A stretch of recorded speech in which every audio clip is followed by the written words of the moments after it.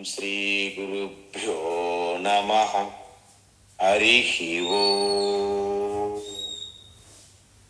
వసుదేవసుతం దేవం కంసచానూరమర్దనం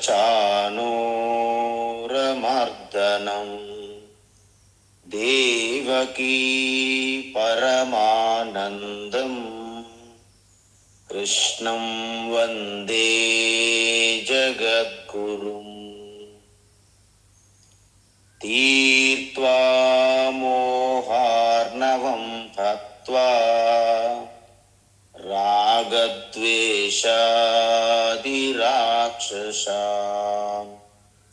సీతా శాంతి సమాయుక్తా ఆత్మా రామో విరాజతే. ఆత్మా రామో విరాజతే. ఆత్మస్వరూప బంధుగణ, మనం భక్తి యోగంలో కింద నుండి రెండవ మెట్టు, పైనుండి చూసుకుంటే 5, 4, 3, 2 రెండవ స్టెప్ చూస్తాం. ఎందుకంటే ఈ భక్తి మనందరికీ తెలియాలి. ఈ భక్తి అనేది ఒక యూనివర్సిటీ అనుకుంటే, ఒక విశ్వవిద్యాలయంగా మీరు భావించినట్లయితే దాంట్లో అనేక తరగతులు ఉంటాయి. కానీ అన్నిటికంటే ఉన్నతి, ఉత్కృష్టమైనటువంటిది డాక్టరేట్ పొందడం. అంటే రీసెర్చ్, ఆ పరిశోధనలు చేసి ఆ డాక్టరేట్ పొందడం, పిహెచ్డి. ఇక్కడ భక్తి అనేది అన్నిటికీ సమానం. అందువలన ఈ భక్తిలో, విశ్వవిద్యాలయం అనే భక్తిలో పిహెచ్డి అయితే ఎలాగైతే సంపూర్ణమైన విద్యగా మనం భావిస్తామో, ఈ భక్తి అనే ఒక సినారియోలో శివోహం లేదా అహం బ్రహ్మాస్మి అనే ఆ తత్వ జ్ఞానం, ఆత్మజ్ఞానం, స్వరూపతత్వాన్ని దర్శించడం అనేది శ్రవణ మనన నిధిధ్యాసనము. ఆ జ్ఞానయోగం అనే భక్తి, ఈ భక్తి అనే క్షేత్రములో, ఈ భక్తి అనే విశ్వవిద్యాలయములో జ్ఞానయోగం అనే భక్తి పిహెచ్డి లాంటిది అన్నమాట. అది అంతవరకు మనం అర్థం చేసుకోవాలి, స్పష్టత. కాబట్టి భక్తి ఎందుకు అంత పాపులర్ అవుతుందంటే, ఎటువంటి మనిషి అయినా భక్తి ప్రారంభించవచ్చు. జ్ఞానయోగాన్ని ప్రారంభించడము అలాగా సాధ్యపడదు. కాబట్టి భక్తి అన్నింటికీ ఒక చైన్లా కలిపే ఆ సేతుయే భక్తి అంటారు. అందుకే భక్తిని మనం ఎన్ని రకాలుగా చూసాము. ఇప్పుడు 5 రకాలుగా మన కన్వీనియన్స్ కోసము భగవాన్ శ్రీకృష్ణ భక్తి యోగం అంటే 12వ అధ్యాయంలో చెప్పడం జరిగింది. ఈ 5 మెట్లని సర్వసాధారణంగా మనము 3 మెట్లుగా మనం చూస్తాం, వేదముల్లో కానీ ఉపనిషత్తుల్లో కానీ. కానీ భగవద్గీత స్పెషల్. అందువలన ఆ 3ంటిని 5 భాగాలుగా చేశారు. ఏం చేస్తాము ఇప్పుడు చెప్పండి. ఇప్పుడు బ్రహ్మ విష్ణు మహేశ్వర్ అన్నారనుకోండి, ఆ ముగ్గురినే నలుగురుగా చేయొచ్చు కదా, రామ లక్ష్మణ భరత శత్రుఘ్నులుగా. సరే, ఆ నలుగురినే 5గురుగా చేయొచ్చు కదా, యుధిష్ఠిర భీమ అర్జున నకుల సహదేవులుగా. అంటే మన ఉపమానం మనకు తెలుసు. ఇంతకుముందు ఇంట్లో ఇద్దరమే ఉండేవాళ్ళం. ఒక కేక్ తెచ్చుకొని 2 భాగాలు చేసుకొని తినేవాళ్ళం. ఇప్పుడు 2 బిడ్డలు అయ్యారు. ఇప్పుడు ఏం చేయాలి? అదే కేకు 4 భాగాలు చెయ్యాలి. ఇంకా అలా పెరుగుతుంటుంది. అందువలన మన అందరికీ తెలుసు, మంద కాస్త పెరిగినట్లయితే మజ్జిగ కాస్త పలచనవుతున్నది అంటారు. అందువలన ఈ భక్తి మనం ఎంతవరకు చూసాము? వాస్తవానికి కృష్ణ పరమాత్మ ఏమన్నారంటే కింద నుండి ఎవరైనా పైకి వెళ్ళాలి, కానీ ఆయన ఏం చెప్పాడు అర్జునుడికి? హయ్యెస్ట్ అక్షరం ఉపాసన అంటే అవ్యక్తము, అచింత్యము, శాశ్వతము, సర్వగతము, ఇవన్నీ చెప్పారన్నమాట. అర్జునుడి కింద మీద చూస్తున్నాడు. ఓకే అర్జున, నువ్వు భయపడాల్సిన పని లేదు. ఏం చేస్తాము? సరే, నువ్వైతే 5వ మెట్టులోకి ఇప్పుడు నువ్వు యోగ్యంగా సిద్ధంగా లేవు కాబట్టి ఒక్క మెట్టు కిందకి దింపుతున్నా. ఏంటి? మొత్తం ఈ జగత్తంతా ఈశ్వరగా దర్శించు. ఎందుకంటే జగత్తంతా సగుణ రూపంగా ఉన్నది కదా, దాన్ని విశ్వరూపంగా ఆల్రెడీ 11 అధ్యాయులు చెప్పిన దానికి నువ్వు ధ్యానం ఉపాసన చెయ్యి. ఏమవుతుంది? తద్వారా నిర్గుణ ఈశ్వర తత్వాన్ని అందుకుంటావు. అప్పుడు 5వ మెట్టుకి ఎక్కుతావు. ఓకే, కానీ ఈ జగత్తంతా ఈశ్వరుగా దర్శించడం కూడా నాకు కష్టమవుతుంది అన్నారు అనుకోండి. ఓకే, మీరు భయపడాల్సిన పని ఏమీ లేదు. అప్పుడేం చేయాలి? నీకు ఏకరూప ఈశ్వరగా ఒక ఇష్టదేవతగా ఆల్రెడీ ఓలుడని ఉన్నాయి మన ధర్మంలో. కాబట్టి ఏదో ఒక దేవీ దేవతను నీవు ఎంచుకో. నిరంతరం శ్రద్ధాభక్తితో నిష్ఠతో ఉపాసన ధ్యాన భక్తి చెయ్యు అన్నారు. ఇది 3వ స్టెప్. మనము 3వ స్టెప్ అయిన తర్వాత 4వ స్టెప్. ఎందుకు? అది కూడా నాకు సాధ్యం కాదు అన్నారనుకోండి. అప్పుడు ఏం చెయ్యాలి? ఓహో, అంటే నువ్వు అంతర్ముఖంగా రావడానికి కష్టమవుతుంది కాబట్టి, నీకు బహిర్ముఖంగా ఇంకా ఉండడానికి ఇంకా చాలా టైం పడుతుంది కాబట్టి ఒక పని చెయ్యి. నువ్వు చేసే ప్రతి కర్మ ఈశ్వరునికి అర్చన పూజ అనే భావనతో చెయ్యు. మనం ఏదైనా చేస్తే దానికి రిజల్ట్ వస్తుంది కదండి, ఫలితం. ఆ వచ్చిన ఫలితాన్ని ఈశ్వర ప్రసాదంగా భావించు అన్నారు. మీ అందరికీ తెలుసు ఏంటంటే మన యొక్క దేశంలో స్వతంత్ర ఉద్యమ సమయంలో దేనికోసమని అందరూ ప్రాణాలు త్యాగం చేశారు అంటే లోక కళ్యాణం కోసం. నా దేశం, నా మాతృభూమి, వందే మాతరం అని వీళ్ళందరూ కూడా వాళ్ళు చేసిన ప్రతి ఒక్కటి కూడా ఈశ్వర భారత మాతకి జై వందే మాతరం అనుకుంటూ చేశారు. కాబట్టి వాళ్ళందరూ కూడా ఎటువంటి కోరికలు, ఎటువంటి పేరు ప్రఖ్యాతులు ఆశించి చేయలేదు, స్వార్థంతో చేయలేదు, కోరికలతో చేయలేదు. నిస్వార్థంగా నిష్కామంగా వాళ్ళు చేశారు. కాబట్టి వాళ్ళందరూ కూడా నిష్కామ కర్మయోగముతో కూడిన భక్తులు అని అర్థం. దాన్ని దేశభక్తులు అంటారు. కాబట్టి ఈ విధంగా ఎప్పుడైతే నీవు నిరంతరం ఏ కర్మ చేసినా ఈశ్వరునికి అర్చన పూజ అనే భావంతో చేయడం వలన నీవు త్వరలోనే చేసి ఈ బహిర్ముఖంగా ఎంతవరకు ఉంటాము? లోపలికి వెళ్తారు. అప్పుడు మళ్ళీ ఇష్టదేవత ఏకరూప ఈశ్వర ధ్యాన ఉపాసన చేస్తారు. తరువాత ఏమవుతుంది? విశ్వరూప ఈశ్వర ధ్యానము ఉపాసన జరుగుతుంది. తరువాత జ్ఞానయోగ భక్తికి వెళ్తారు. శ్రవణము, మననము, ఇది ధ్యాసం. అప్పుడు ఫైనల్గా మీరు అహం బ్రహ్మాస్మి, వాసుదేవ కృష్ణ ఆత్మస్వరూపంగా నేనే అయి ఉన్నాను అని చెప్పుకోగలుగుతారు ధైర్యంగా.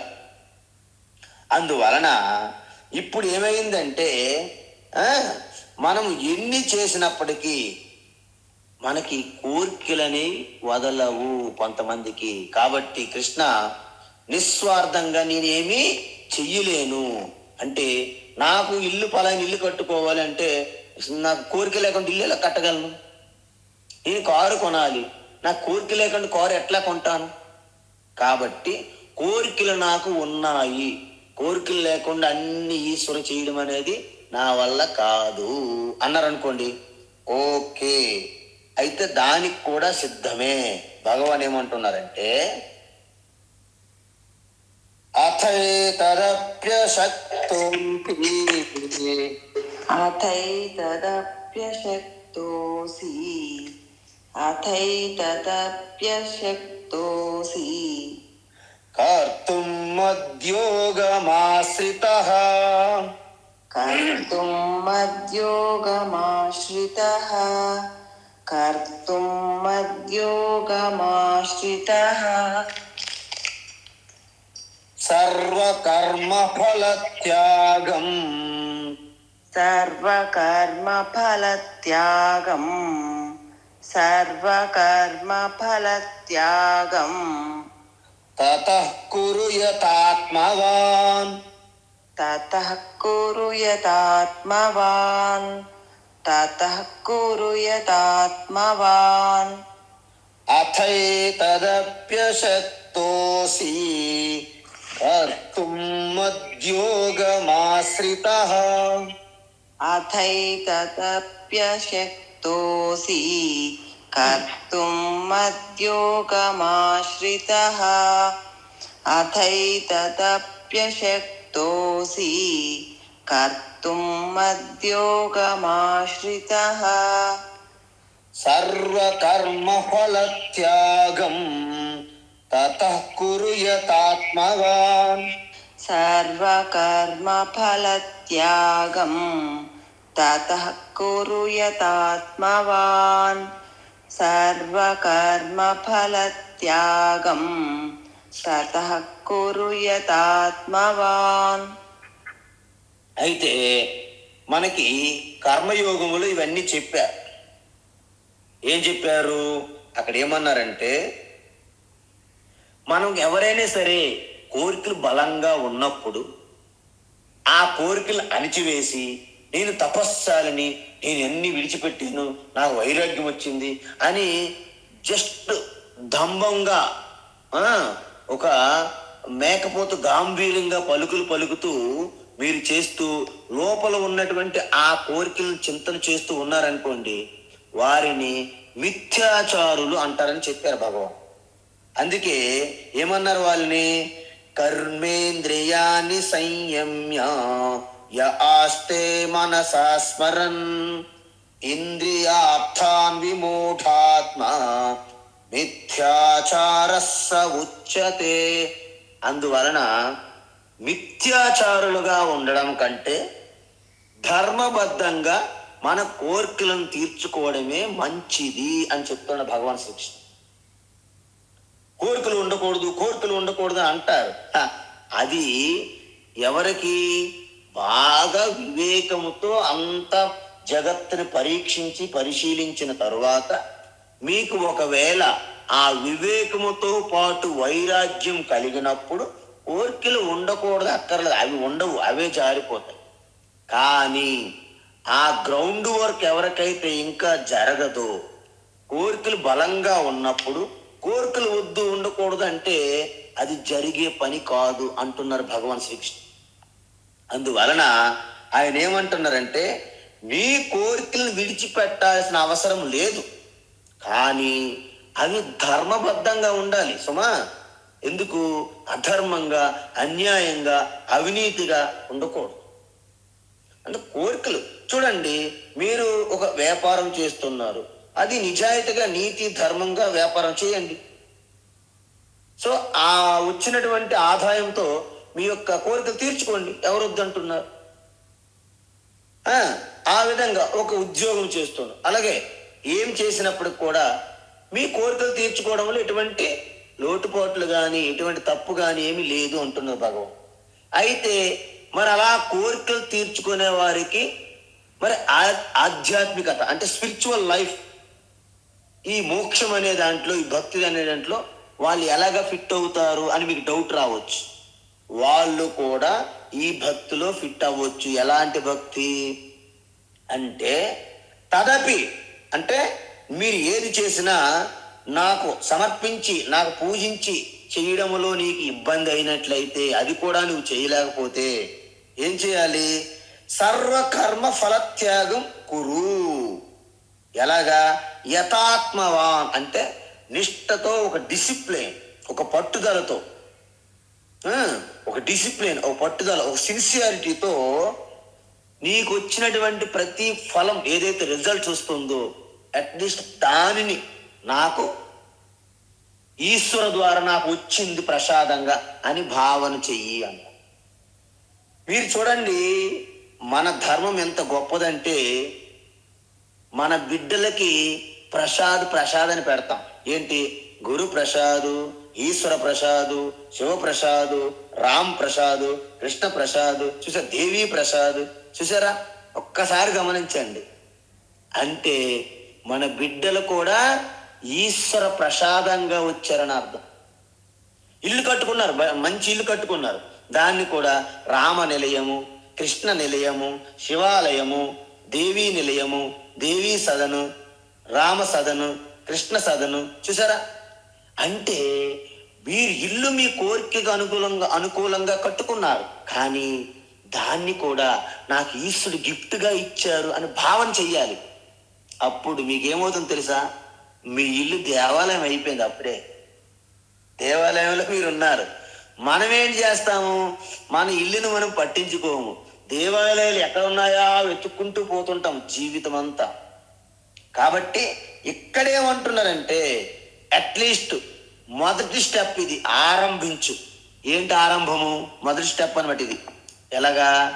నీ కోరికలు బలంగా ఉన్నాయి, కోరికలు తీర్చుకుంటూ, ధర్మబద్ధంగా కోరికలు తీర్చుకుంటూ ఆ రిజల్ట్ ఏదైతుందో భుజించే ముందు అట్లీస్ట్ ఈశ్వర, ఇది నా శక్తి కాదు, నీవు అనుగ్రహించావు కాబట్టి నాకు వచ్చింది, నేను అనుభవిస్తాను. ఓకేనా?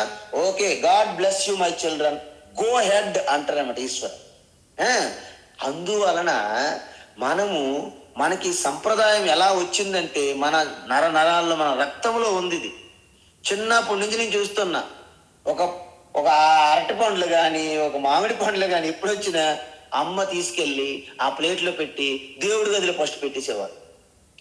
మేము వెయిట్ చేసేవాళ్ళం. మనకంత ఇది తెలియదు కదా, ఎప్పుడు దేవుడి గది నుంచి బయటకు వస్తుందా అని చూసేవాళ్ళం ఆ పండ్లు.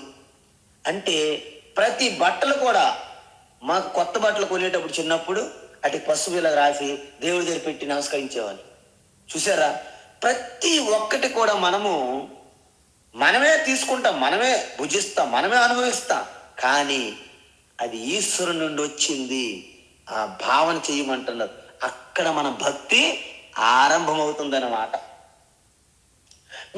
మీరే కష్టపడతారు, మీరే కోరికలు పెట్టుకుంటారు, మీరే ప్రణాళికలు వేస్తారు, మీరే వాటిని సాధిస్తారు, నో డౌట్. ఎవ్వరూ వచ్చి తీసుకోరు. కానీ అక్కడ కూడా ఇది ఈశ్వర ప్రసాదంగా భావన చేయడము సర్వకర్మ ఫలత్యాగం అంటారు. అంటే ఏంటి? మీరు చేసే ప్రతి కర్మ నుండి వచ్చింది కూడా ఆ యొక్క ఈశ్వర ప్రసాద భావన. ఇక్కడ ఒకటి గమనించండి, మనం రెండో మెట్లు ఏం చెప్పాము? చేసిన ప్రతి పని కూడా ఈశ్వరుకు అర్పించడము, వచ్చిన రిజల్ట్ని ఈశ్వర ప్రసాదంగా. అంటే ఏంటి? అక్కడ కామన, కోరిక లేదు. అందువలన లోకానికి సేవ, లోక కళ్యాణ సంబంధించిన దాన ధర్మాలు, సేవలు ఎక్కువ జరుగుతాయి. ఎప్పుడు? ప్రతిదీ ఈశ్వరు సమర్పిస్తున్న సగం జగత్తంతా కూడా ఈశ్వరు. కాబట్టి మీరు ఎవరికి ఏది చేసినా ఈశ్వరు పూజగా భావిస్తారు, రెండో మెట్లు. కానీ అది నా వల్ల కాదు, ఎందుకంటే నాకు కామాలు ఉన్నాయి, ఫుల్ స్టాపులు ఇంక రాలేదు, కామాలతో ఉన్నాను ఇంక నేను. చూసారా? మనకి ఏదైనా రాసేటప్పుడు కామ అంటే పూర్తి అవ్వలేదు, కామ ఇంకా పూర్తి అవ్వలేదు, ఈ కామాలు ఉన్నాయి మనలోన. కాబట్టి కామాలు ఉన్నవారు ఏంటంటే లోక సేవ పక్కన పెట్టండి కాసేపు, లోకానికి సేవ ఊరుకోవాలి, ఆ సేవ పక్కన పెట్టి నా సేవ నేను చేసుకోవాలి. మొదట ఏంటి సేవ? మీ కోరికలకు సంబంధించిన మీరు రప్పించుకోవాలి. రప్పించి వచ్చినప్పుడు ఏం చేయాలి? అమ్మయ్య, ఈశ్వర ప్రసాదం ఇది అని భావించాలి. దీనిని మొట్టమొదటి భక్తిలో మొదటి తొలిమెట్టు. చూసారా? మనం కొన్నిసార్లు తిరుపతి, సింహాచలం ఇలాంటి దేవాలయాలకు వెళ్ళేటప్పుడు తొలిమెట్టు మీద కొబ్బరికాయ కొట్టండి అంటది అమ్మ. మనకి తొలిమెట్టు మీద ఎందుకు అనిపిస్తుంది ఒక్కోసారి, కానీ అదే మీ యొక్క దేవాలయం యొక్క అర్చన పూజ అక్కడ ఆరంభమైంది అనమాట. తొలిమెట్టు దగ్గర నుండి ఆరంభమైంది. ఎందుకు? అంతకుముందు ఆటోలో, బస్సుల్లో తిరుగుతూ నానా యాతంతో వస్తాం కదా, తొలిమెట్టు దగ్గర నుంచి మనము ప్రారంభించాలి మన భక్తిని అర్థం. కాబట్టి మీరు అన్ని మీ కోరికల కోసం మీరు చేసే సకల పనులు కూడా ఆ ఫైనల్ రిజల్ట్ని ఈశ్వర ప్రసాదంగా భావన చేయడాన్ని సర్వకర్మ ఫలత్యాగం తత ఆ విధంగా ఒక నిష్ఠతో, ఒక సిన్సియర్, ఒక డిసిప్లిన్ పక్కా. చాలా మంది ఒక దొంగడైనప్పటికి కూడా చాలా సిన్సియర్గా నిష్ఠతో చాలా సీరియస్గా చేస్తారు, పని చేస్తారు. కాబట్టి ఇక్కడ ఏమంటున్నారంటే ఈవెన్ మీరు అనివార్యమైన కర్మలు కొన్ని చేసినప్పటికీ ఆ రిజల్ట్ను మాత్రం, వచ్చిన ఫలితాన్ని మాత్రము ఈశ్వర ప్రసాదంగా మీరు అర్పణ చెయ్యాలి అంటున్నారు. అంటే ఇది సకామ ప్రధాన కర్మయోగ భక్తి అంటారు. దీన్ని ఏమంటారు? సకామ. కామ అంటే కోరికలండి, ఏం కాదు అక్కడ. సకామ అంటే కోరికలతో కూడి ఉన్న కర్మయోగ భక్తి అంటారు దీన్ని. అందుకే ఏమంటున్నారు? అథ ఏతదపి కర్తుం అశక్య.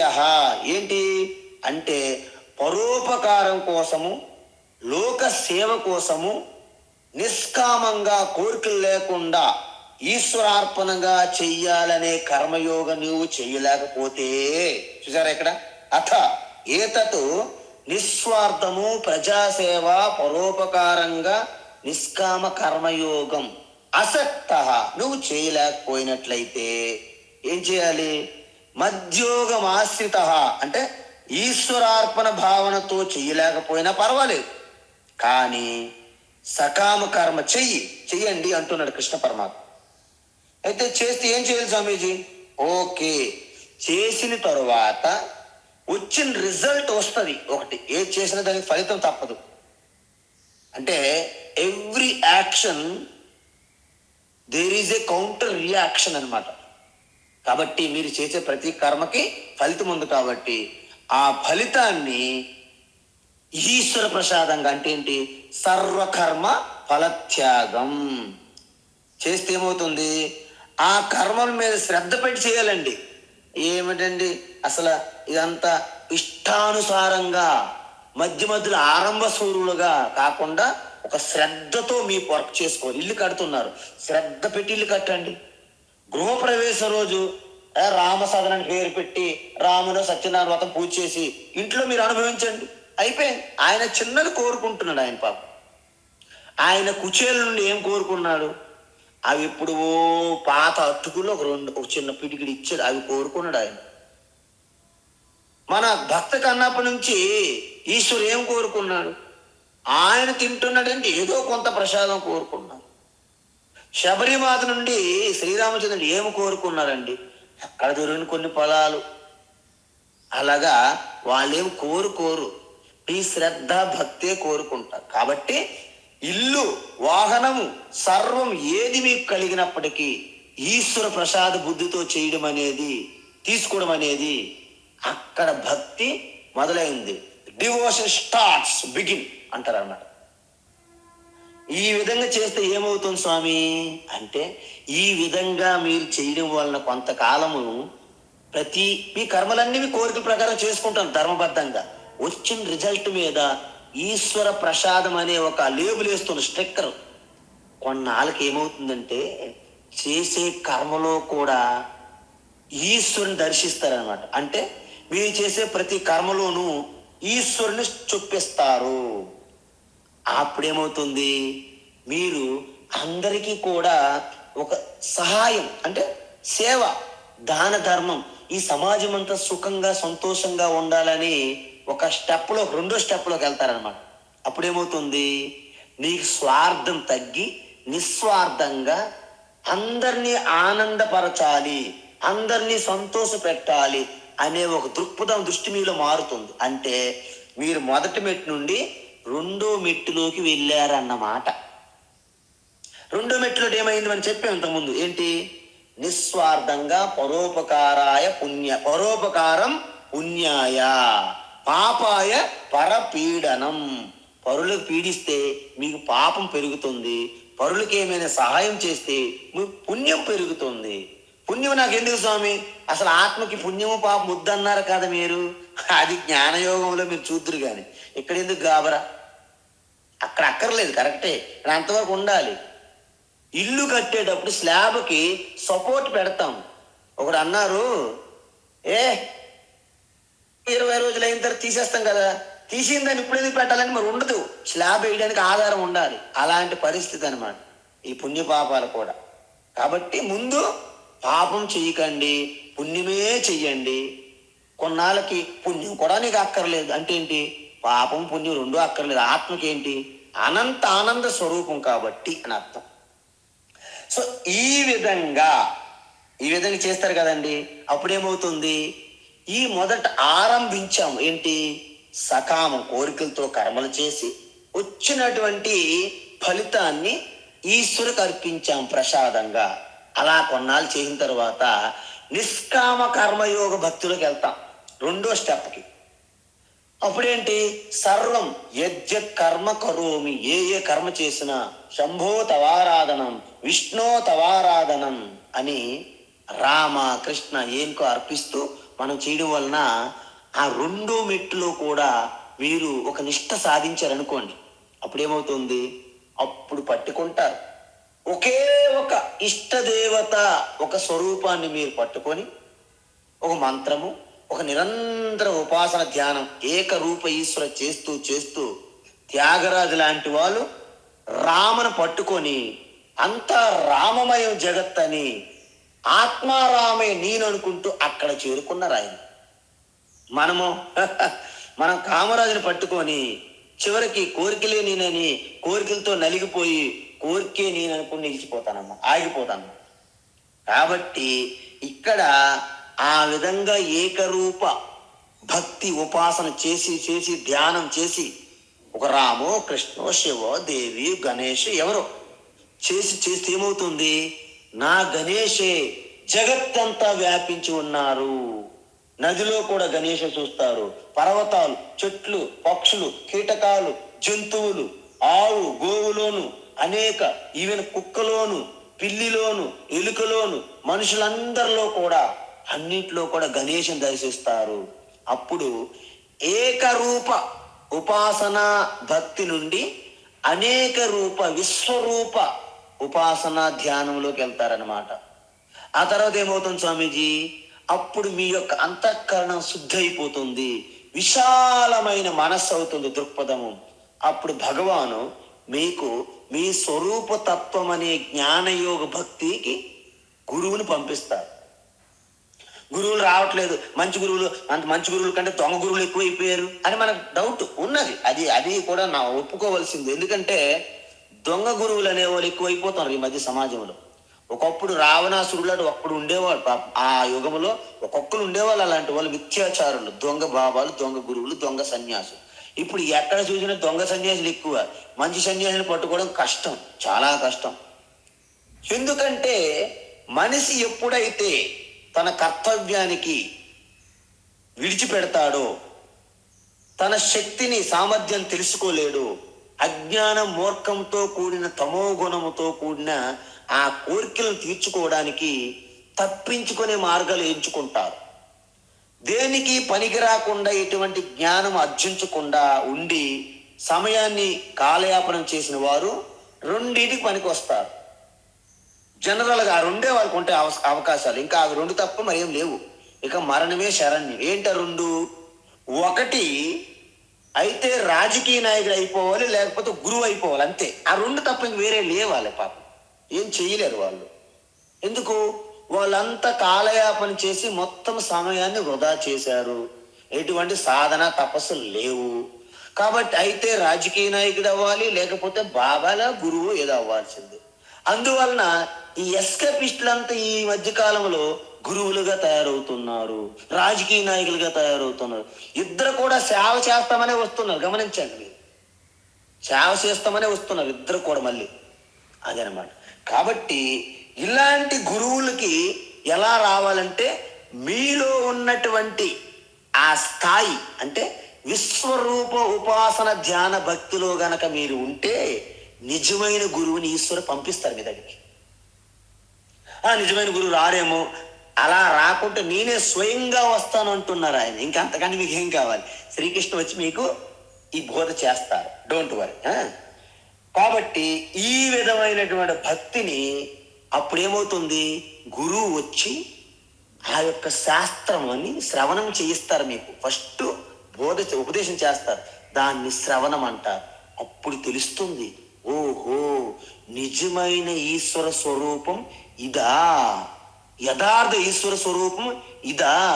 ఇంతవరకు నేను అంత ఏకరూపంగా ఈ యొక్క జగత్ అనేక రూపాల ఈశ్వరుడు అనుకుని వచ్చాను, నిజమైంది చైతన్య శుద్ధ చైతన్యమా అని అప్పుడు శ్రవణం ద్వారా తెలుస్తుంది మీకు. ఏమీ లేదు ఇంతవరకు ఈ బ్రేస్లెట్ గొప్పది, వడ్డానం గొప్పది, చైన్ గొప్పది, రింగు గొప్పది, ఈ గొప్పది అది గొప్పది, అది రేటు ఎక్కువ ఈ తక్కువ రేటు, ఇలాంటి గొడవలు పడి ఉన్నాము. లాస్ట్కి ఏం తెలిసిందంటే వడ్డానం లేదు, చైన్ లేదు, రింగు లేదు, ఏమీ లేవు. ఏముంది? ఒక్క బంగారమే ఉందని తెలుస్తుంది లాస్ట్కి జ్ఞానయోగ భక్తిలో. అంతవరకు మనము వడ్డానానికి బ్రేస్లెట్కి పూజలు చేసుకుంటూ వచ్చాం. అప్పుడు అవి పోయాయి, బంగారం మిగిలింది. ఈ శుద్ధ చైతన్యమైన ఈశ్వరుని మీరు చేరుకుంటే అదే మోక్షము. అది దానికోసము నేను చనిపోయి ఎక్కడ వైకుంఠ ప్రాప్తి పొందాలి, కైవల్య ప్రాప్తి, కైలాస ప్రాప్తులు కాదు, ఇక్కడే ఇప్పుడికిక్కడే మీకు మోక్షం పొందుతుంది. చాలా మంది ఏం చేశారంటే మనకి తప్పుడు అజ్ఞానాన్ని నూరిపోశారు. మీరు మంచి చెయ్యండి, మీరు చనిపోతే స్వర్గంకి వెళ్తారు, మీరు చనిపోతే వైకుంఠంకి వెళ్తారు అంటే మన వాళ్ళకి ఏం డౌట్ వచ్చింది, ఓహో మాకు మోక్షం రావాలంటే మేము చనిపోవాలా, అమ్మో మేము ఇంత సిద్ధంగా లేమండి, మాకు బోల్డ్ పనులు ఉన్నాయి అని అన్ని వాయిదాలు వేసుకుంటూ వచ్చారు మన వాళ్ళు. ఇక్కడ కృష్ణ పరమాత్మ ఏమంటున్నారంటే మీకు మోక్షం కోసం మీరు చనిపోక్కర్లేదు, మీ శరీరం త్యాగం అక్కర్లేదు, శరీరంలో ఉండగానే మీరు మోక్షం పొందవచ్చును అని గొప్ప కబురు చెప్పారు. ఈ సమ్మర్లో ఇంత చల్లని కబురు ఇంతకంటే గొప్ప కబురు ఏముంటుంది చెప్పండి. అందువలన ఇప్పుడు దాన్ని ఒక పొగుడుతున్నారనమాట ఈ యొక్క భక్తి లెవెల్స్ని. ఏంటది? శ్రేయో హి జ్ఞానమభ్యాసాత్, శ్రేయో హి జ్ఞానమభ్యాసాత్, శ్రేయో హి జ్ఞానమభ్యాసాత్, జ్ఞానాధ్యానం విశిష్యతే, జ్ఞానాధ్యానం విశిష్యతే, జ్ఞానాధ్యానం విశిష్యతే, ధ్యానాత్ కర్మఫల త్యాగః, ధ్యానాత్ కర్మఫల త్యాగః, ధ్యానాత్ కర్మఫల త్యాగః, త్యాగాశ్చాంతిరనంతరం, త్యాగాశాంతిరనంతరం, త్యాగాశాంతిరనంతరం, శ్రేయో హి జ్ఞానమభ్యాసాత్, జ్ఞానాధ్యానం విశిష్యతే, శ్రేయో హి జ్ఞానమభ్యాసాత్, జ్ఞానాధ్యానం విశిష్యతే, శ్రేయో హి జ్ఞానమభ్యాసాత్, జ్ఞానాధ్యానం విశిష్యతే, ధ్యానాత్ కర్మఫల త్యాగః, త్యాగాశ్చాంతిరనంతరం, ధ్యానాత్ కర్మఫల త్యాగః, త్యాగాశ్చాంతిరనంతరం, ధ్యానాత్ కర్మఫల త్యాగః, త్యాగాశ్చాంతిరనంతరం. ఉత్తమం. అయితే ఇక్కడ భగవాన్ ఏం చెప్తున్నారంటే మనకి భక్తి 5 మెట్లు, 5 పాదములు, 5 చరణములుగా చెప్పారు. ఇక్కడ ఏం చేశారు ఆయన? అభ్యాసం 1, తర్వాత జ్ఞానం 2, 3 ధ్యానం 4 కర్మఫల త్యాగం 4 చెప్పారు. ఈ 4గింటిలో ఒకదానికంటే ఒకటి శ్రేష్టము, ఒకదానికంటే ఒకటి శ్రేష్టం అంటున్నారు. ఓకే, అయితే ముందుగా మనం తెలుసుకోవాల్సింది ఏంటి అంటే ఒకప్పుడు మన దేశములో చాలా మంది చదువుకునేవారు కాదు, చదువుకునే వాళ్ళే తక్కువ. అందువలన ఆ రోజుల్లో కొన్ని పరమానంద శిష్యులు లాంటి గురువుల వలన, కొన్ని ఇతర ప్రాంతాల నుంచి ఈ దేశంలోకి వచ్చి పరిపాలించిన వారి వలన ఏదో ఒక రకంగా మనలో ఒక ఐక్యత దెబ్బతింది. మనలో ఒకరిని తక్కువ ఎక్కువ అంటూ ఈ చూడడం మొదలుపెట్టారు. ఇలాంటి ఉన్న పరిస్థితుల్లో కొంతమందికి చదువు అనేది అసలు సాధ్యమే అయ్యే పని కాదు.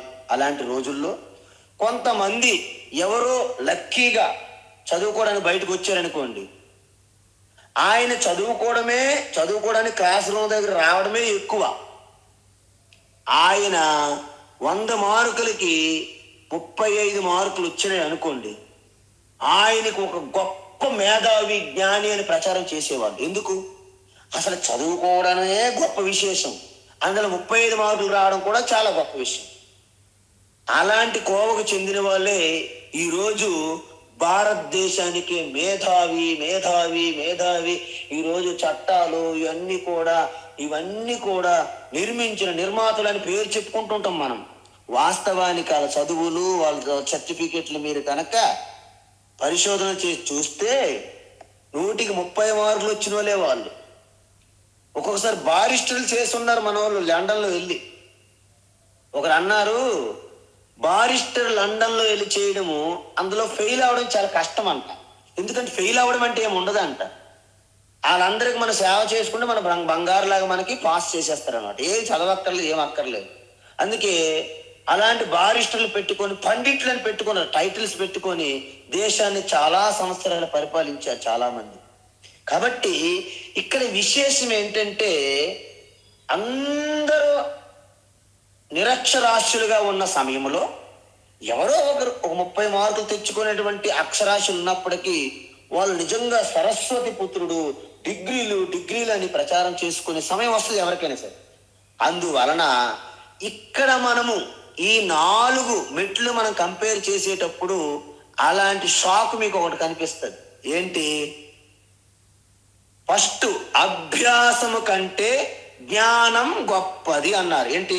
అభ్యాసాత్ శ్రేయోహి అభ్యాసాత్ జ్ఞానం అన్నారు. అంటే ఏంటి?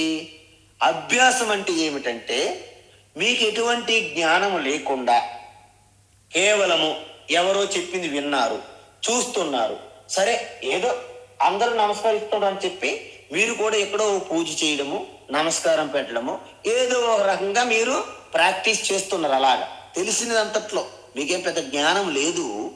తెలిసినంతట్లో ఎవరో చెప్పారు, ఆ వీధిలో ఉన్నటువంటి వీరమణి చెప్పారు, ఇక్కడ ఆ చివరిలో ఉన్నటువంటి సత్యనారాయణ స్వామి పూజ చెయ్యు అన్నారు. ఊరికే ఆవిడ చేసుకుంటుంది అంతే. ఆవిడ జ్ఞానం ఏం తెలియదు, సత్యనారాయణ అంటే ఏమిటో తెలియదు. ఇలాగ ప్రాక్టీస్, ఇలా అభ్యాసం చేయడాన్ని, దానికంటే ఆ యొక్క సత్యనారాయణ వ్రతకల్పం ఏమిటి, దాని యొక్క తత్వం ఏంటి, దాని గురించి కొంత సమాచారం, కొంత నాలెడ్జ్, కొంత జ్ఞానాన్ని ఆర్జించేవారు గొప్ప అని చెప్తున్నారు, శ్రేష్టము అని చెప్తున్నారు. అర్థమైందండి? అంటే జ్ఞానము లేకుండా మీరు కేవలం పైన మెకానికల్, యాంత్రికంగా ఏదైతే ప్రాక్టీస్ అభ్యాసం చేస్తారో దానికంటే జ్ఞానం ఉన్నవారు గొప్ప, శ్రేష్ఠులు. ఇది మొట్టమొదటి స్టెప్. అయితే మీకు జ్ఞానమైతే ఉన్నది కానీ దాన్ని మీరు మీలోకి జీర్ణించుకునే పరిస్థితిని మీరు ఎప్పుడు చేయట్లేదు. ఎందుకు?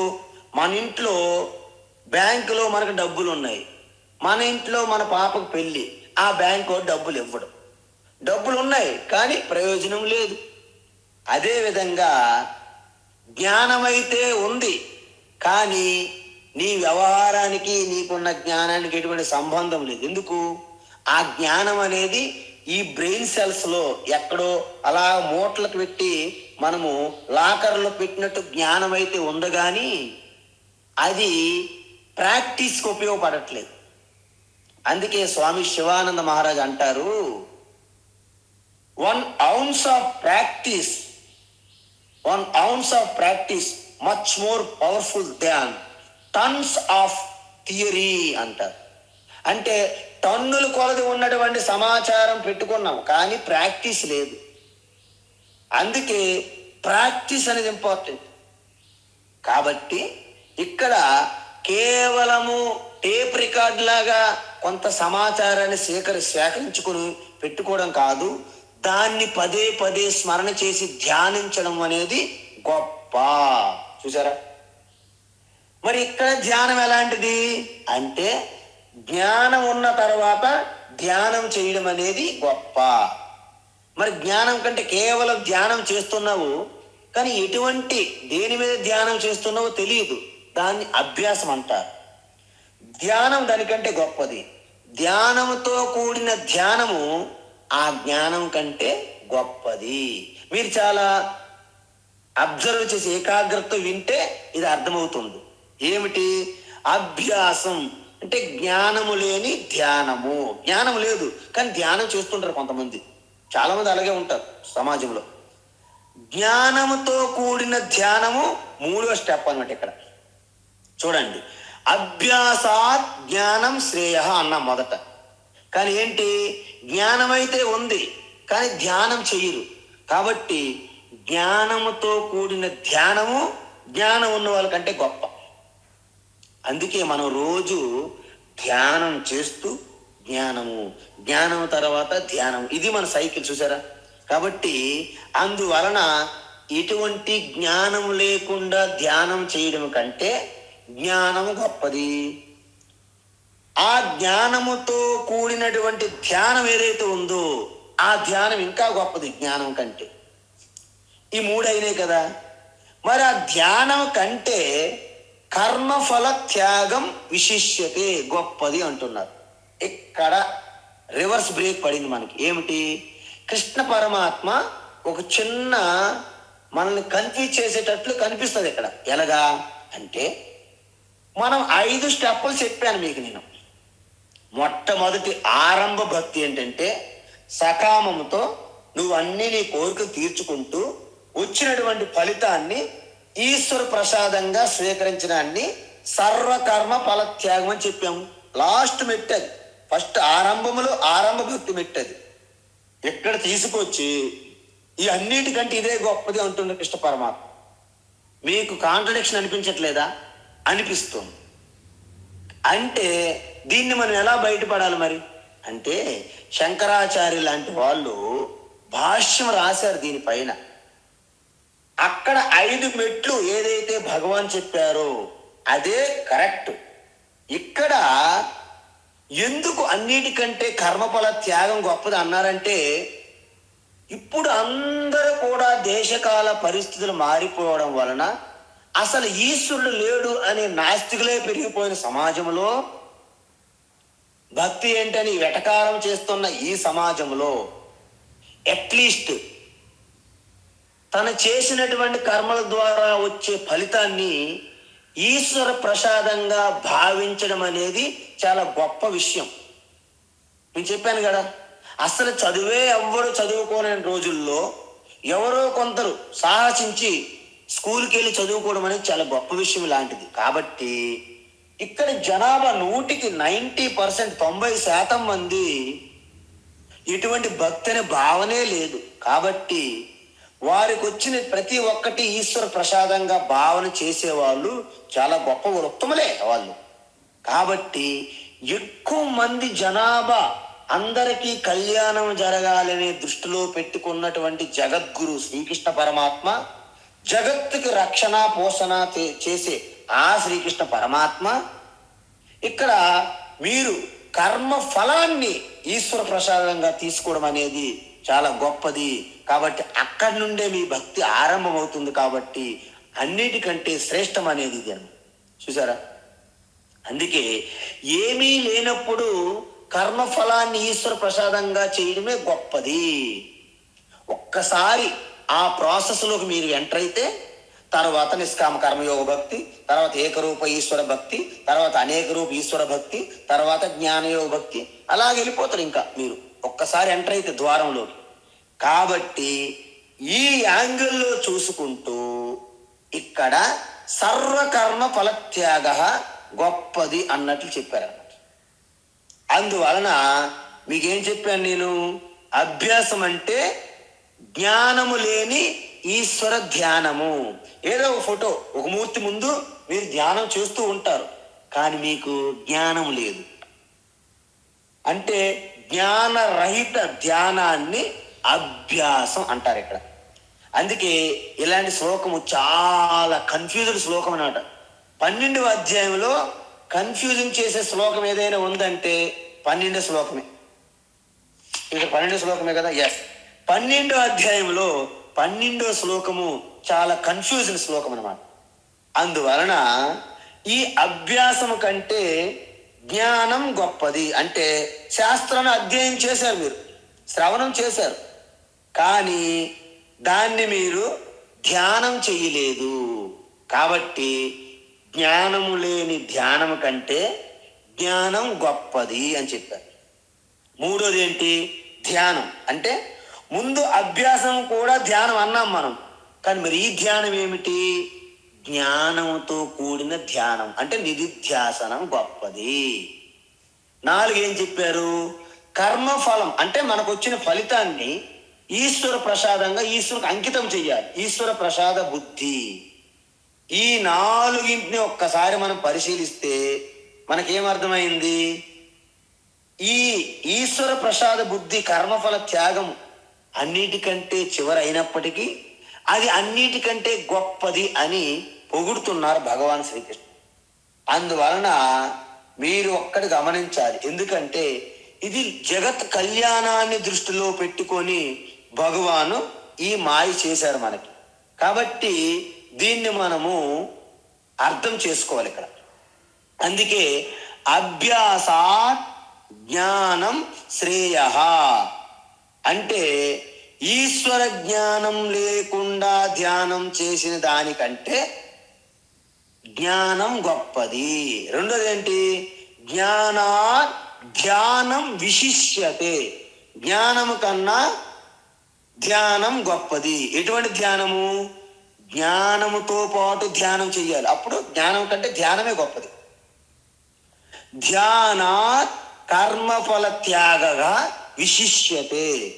అందువలన అటువంటి ధ్యానం కన్నా కర్మఫల త్యాగం గొప్పది. ఇక్కడ త్యాగం చేసిన వెంటనే ఏమవుతుంది? త్యాగాత్ అంటే శాంతి, పరమశాంతి మీకు లభిస్తుంది. ఎందుకు?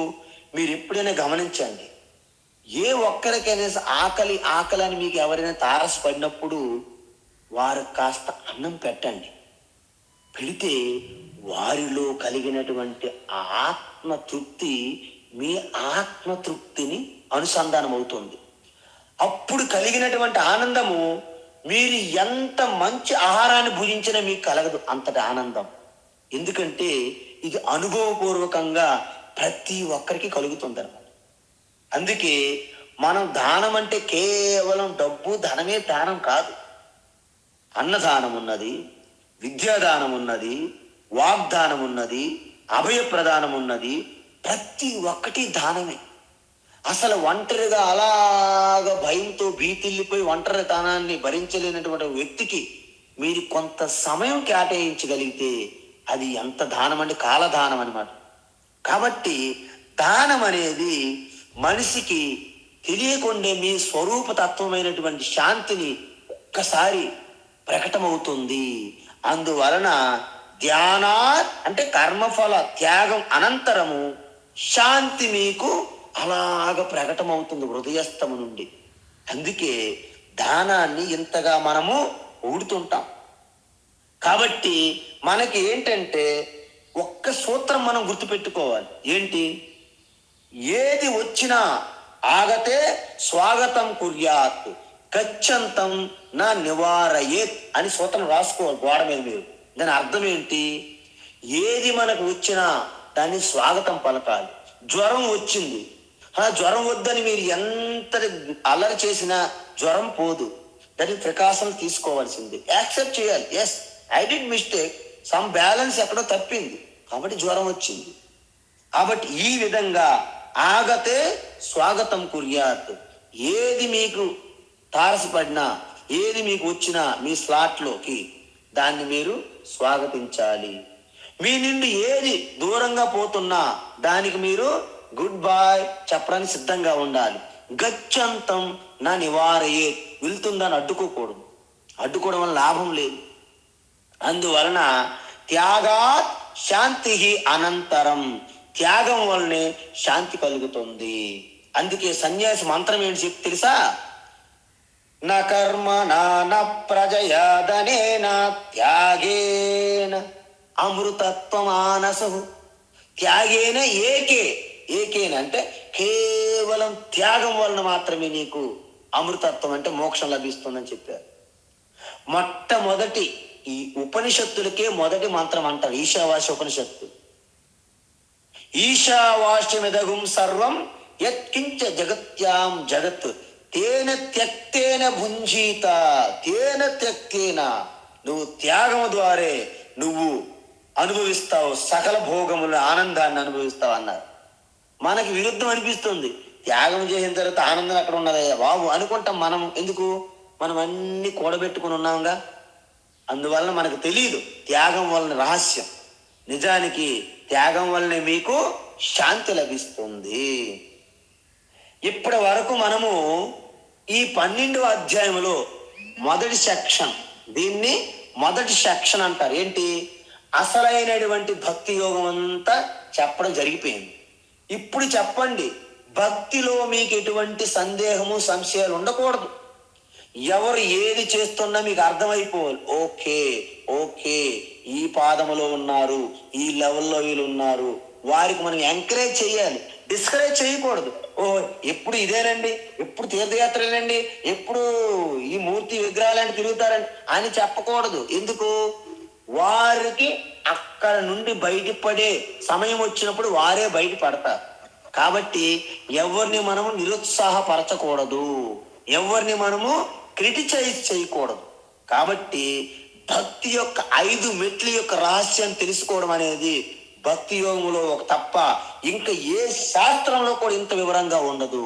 అందుకే భగవద్గీత ప్రతి తరతరాల యుగ యుగాలకి సమస్త మానవాళికి ఈ భూమి మీద ఉన్న ప్రతి మనిషికి కూడా మహర్షిలాగా ఒక జీవన్ముక్తులుగా మార్చే మహామంత్రమే ఈ భగవద్గీత రహస్య తత్వం.